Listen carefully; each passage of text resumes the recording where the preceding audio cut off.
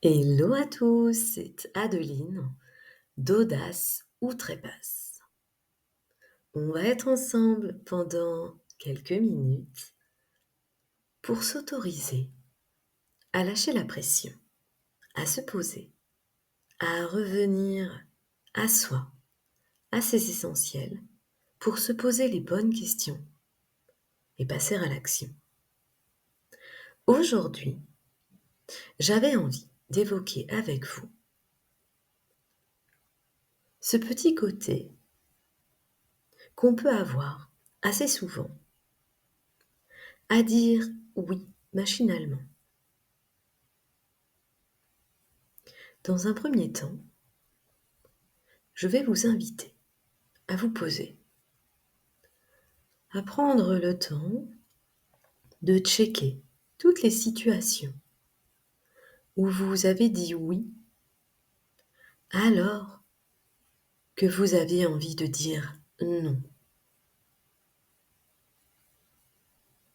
alors que vous aviez autre chose de prévu, mais que par loyauté ou par sentiment d'obligation, vous avez fait passer l'autre avant vous. Prenez le temps d'accueillir ces sensations en repensant à ces situations.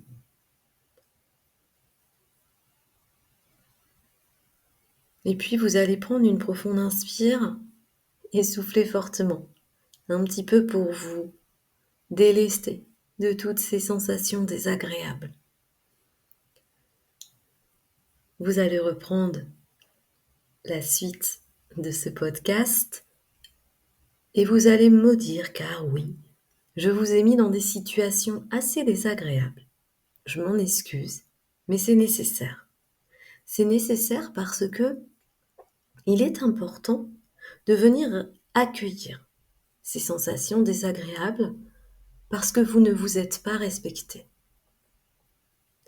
Parce qu'en fait, à aucun moment, vous ne vous êtes posé pour accueillir ces sensations désagréables. À aucun moment, elles n'ont eu le temps de s'exprimer, car vous avez dit oui machinalement, vous avez fait et vous êtes passé à autre chose. Et vous avez encore dit oui et vous êtes passé à autre chose. Le risque de faire cela, eh bien tout simplement, c'est qu'à un moment donné, votre corps, votre tête, elle va dire stop, mais elle ne va pas vous prévenir. Elle va faire un blackout, un on-off, terminé, fini, rideau. Et à un moment donné, vous allez finir par vous détester. Vous allez finir par avoir l'impression d'être un hamster qui tourne dans sa roue. Et si c'est déjà le cas, vous avez atteint vos limites. Et ça, c'est plus possible. Parce qu'au bout du bout du bout, vous vous rendez malade. Et bien évidemment que ce n'est pas agréable. Bien évidemment que vous le faites pas dans ce sens-là, pas dans le sens de vous faire tomber malade, mais tout simplement parce que vous avez envie de faire plaisir, vous avez envie d'être apprécié, vous avez envie d'être aimé, parce que vous avez intégré que, en disant oui, en faisant, eh bien, c'est comme ça que l'on vous aimerait. Spoiler alerte, c'est faux. Ce n'est pas comme ça. Parce que si vous êtes réellement honnête, et si vous prenez le temps d'observer autour de vous, est-ce que c'est les gentils qui ont les promotions et les meilleurs postes? Est-ce que c'est les gentils qui obtiennent toujours ce qu'il faut, ce qu'ils méritent? Alors l'objectif, c'est pas de devenir un pourri, on est bien d'accord. Mais en revanche, il va être important dès maintenant de poser vos limites avec bienveillance, mais par contre tout en gardant le respect de l'autre. Parce que sinon, vous allez devenir ces nombrilistes que vous ne supportez pas. Et là encore, ça va vous rendre malade parce que vous n'allez pas vous reconnaître. Ce sera peut-être même pire que d'être le gentil de l'histoire. Parce que vous, c'est pas comme ça que vous êtes câblé, c'est pas comme ça que vous fonctionnez. Mais en revanche, il y a une chose, et unique chose, que vous devez garder en tête. Vous devez vous respecter autant que vous respectez les autres. Bien sûr que vous n'allez pas vous transformer comme la collègue grande gueule, m'as-tu vu, que l'on voit partout. Parce que c'est pas vous. Elle est comme ça, ok, mais c'est pas parce qu'elle est comme ça qu'on doit tout lui passer et que vous, le jour où vous dites stop, les gens vous disent non mais ça va pas. Alors que vous, vous avez juste dit stop. Je suis sûre que ça vous parle. Le ouais mais tu le connais, il est comme ça. Ben oui, et alors? Il y a un cadre, il y a des règles. Pourquoi lui, on l'autorise plus ou moins à transgresser et que vous, le jour où juste vous pointez du doigt le cadre, ce qui doit être respecté, vous vous faites lyncher. C'est ça qui n'est pas juste. Et c'est ça qu'il va falloir travailler. Vous allez continuer de respecter les autres, mais vous autoriser à vous respecter autant. Je sais que ce n'est pas facile.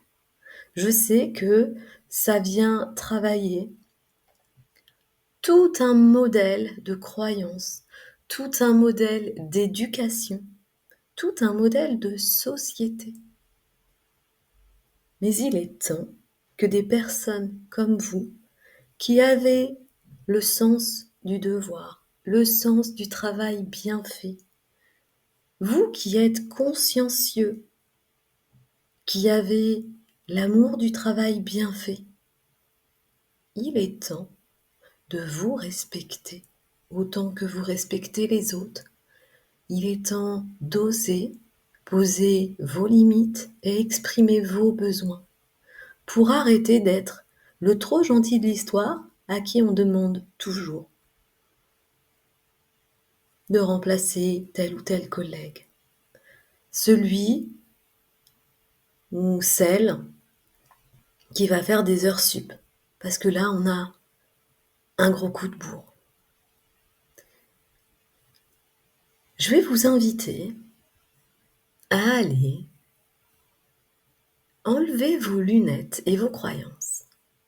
Parce que le plus souvent, ce que j'entends en cabinet ou lorsque j'interviens en entreprise, c'est « mais on n'a pas le choix, c'est comme ça ».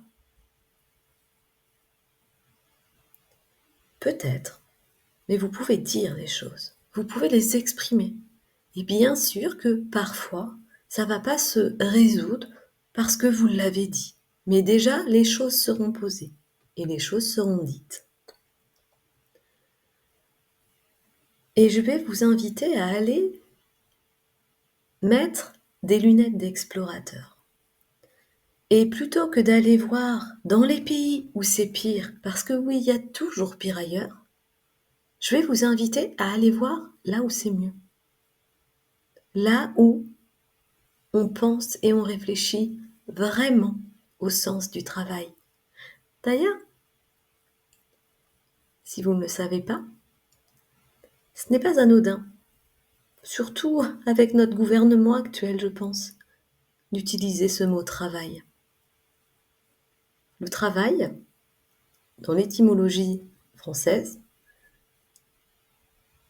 vous regarderez ce que ça veut dire, et je suis sûre que vous n'allez pas être content. Allez faire votre recherche, allez observer, et allez voir aussi comment ça se passe au Danemark, en Suède, en Norvège. Et là, je vous entends me dire « Adeline, tes pays nordiques, ils sont beaucoup plus petits. » Et alors? Est-ce que ça empêche de ne pas essayer ensemble de plutôt la jouer coopératif? Est-ce que ça nous empêche, à un moment, rien que pour soi, de se dire: «Eh bien là, non, j'ai une grande charge de travail, j'ai un dossier à clôturer. Pour le moment, je ne peux pas te prendre tel dossier. Je termine ce que j'ai à faire et si j'ai un peu de temps, je reviens vers toi.» Vous ne lui fermez pas la porte. Vous gardez ce côté complètement aidant, mais vous avez votre mission à faire et vous ne vous en rajoutez pas plus. Parce que sinon, je peux vous dire que les collègues qui n'ont pas du tout cette vision du travail bien fait, ils vont être super ravis d'aller vous refourguer leur mission. Et là, vous vous serez fait manipuler. Et je peux vous dire que c'est pas agréable. Donc oui, c'est possible de garder ce côté euh, coopératif, de garder ce côté empathique, mais pas de devenir le con de l'histoire.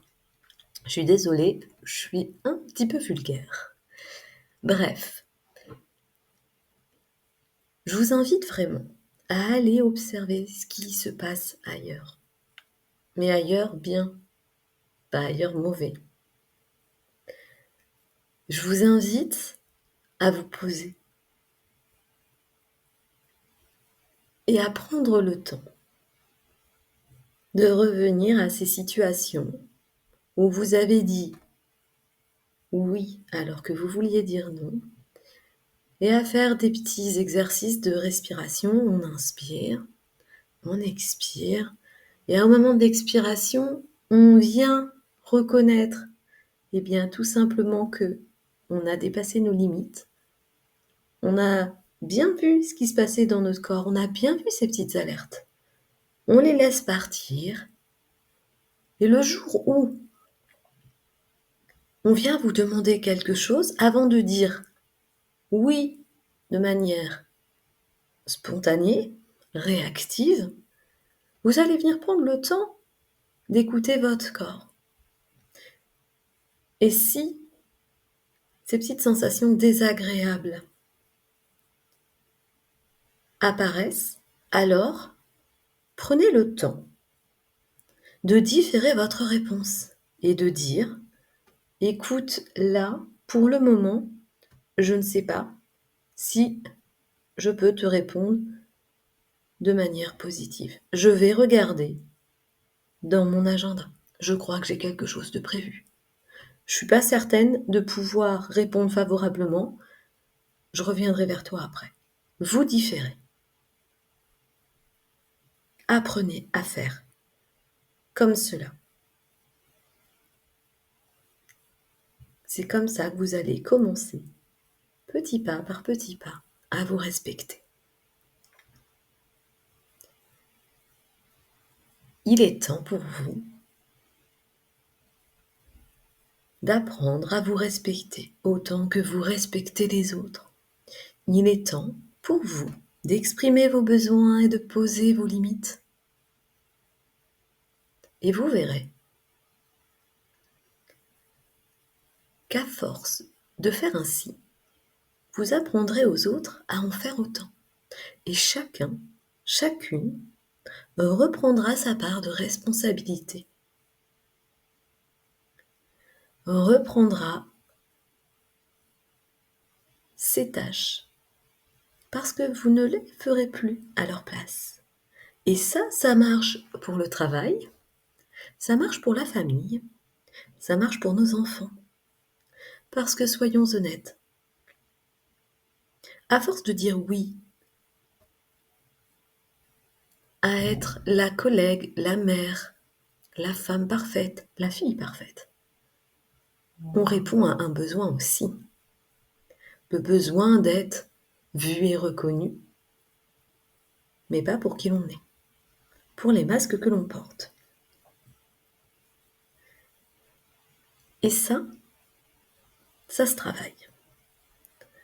Parce que c'est important aussi d'arrêter de faire à la place des autres.